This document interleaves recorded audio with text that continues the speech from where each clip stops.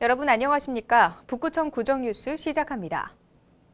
지난해 12월 정부의 도심융합특구 선도사업지로 대구 북구가 선정됐습니다.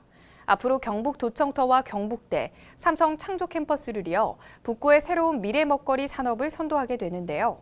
도심융합특구 연계개발 사업의 첫 단추인 설계용역 보고회가 북구청에서 열렸습니다.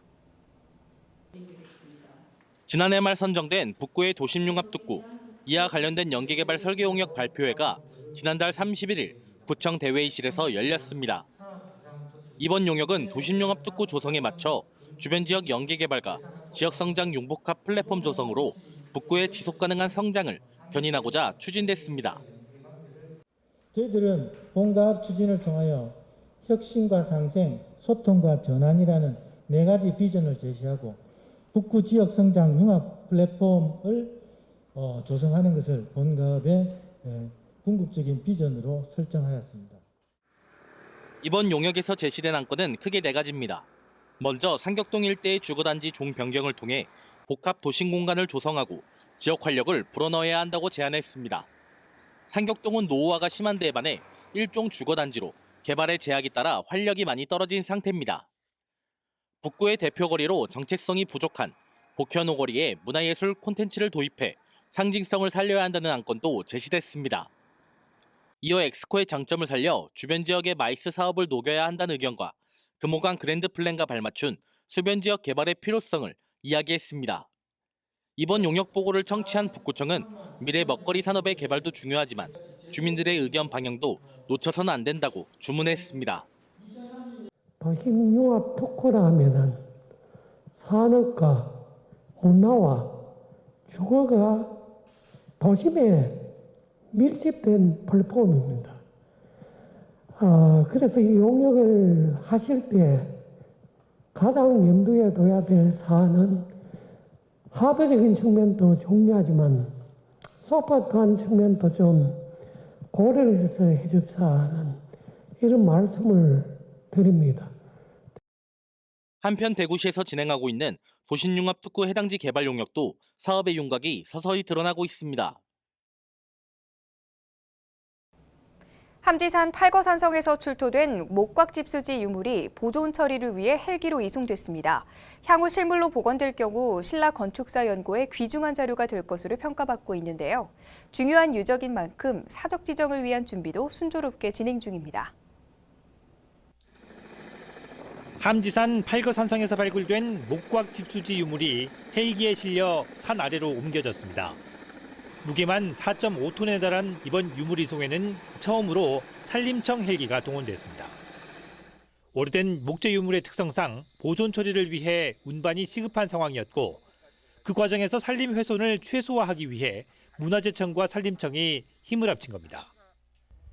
이번에 이송된 목곽집수지는 산성에서 물을 모으기 위해 나무로 틀을 짜서 만든 시설로 기록과 실물 자료가 거의 없어 신라 건축을 연구하는 데 중요한 자료로 평가받고 있습니다.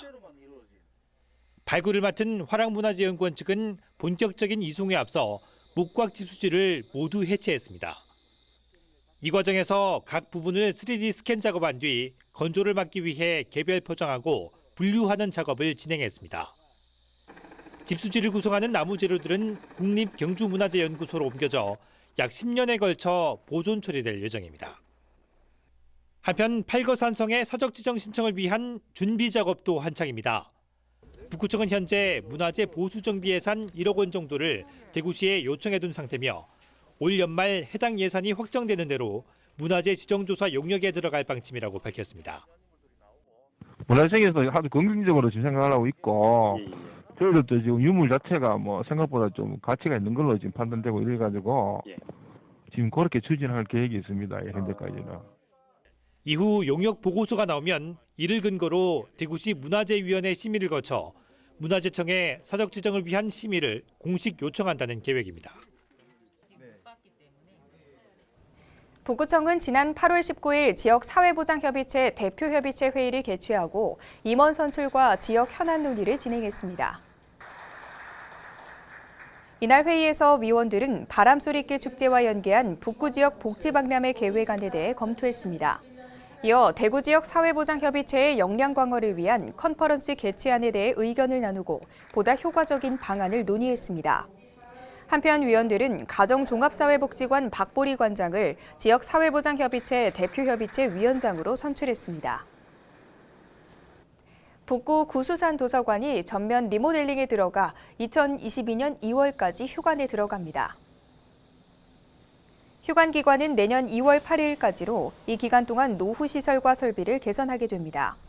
도서관 측 운영 중단으로 인한 시민들의 불편을 최소화하기 위해 휴관 기간 동안 임시 자료실을 운영합니다. 도서관 앞 광장에 3개의 컨테이너를 설치해 12,000여 권의 신간과 인기 도서를 대여 반납할 수 있습니다. 한편 이번 리모델링은 문체부 지원 사업으로 국비 8억 원, 구비 8억 원을 기반으로 공간 재배치, 스마트 도서관 등을 구축하게 됩니다. 북구 보건소가 7월부터 금연구역 내 흡연과 간접흡연 피해 방지를 위한 홍보와 단속을 병행하고 있습니다. 주요 단속 지점은 도시공원과 택시 승강장, 이태원길 등 평소 간접흡연 피해 민원이 많이 발생하는 지역입니다. 보건소 관계자는 거리와 산책로, 상가 건물 주변에서의 흡연으로 간접흡연 문제가 잇따라 발생하고 있다며 오는 10월까지를 자체 집중 홍보 기간으로 정해 단속과 홍보를 나서고 있다고 밝혔습니다. 대구 북구청이 올해 동청소행정 현장 평가를 위해 민관평가단을 구성했습니다.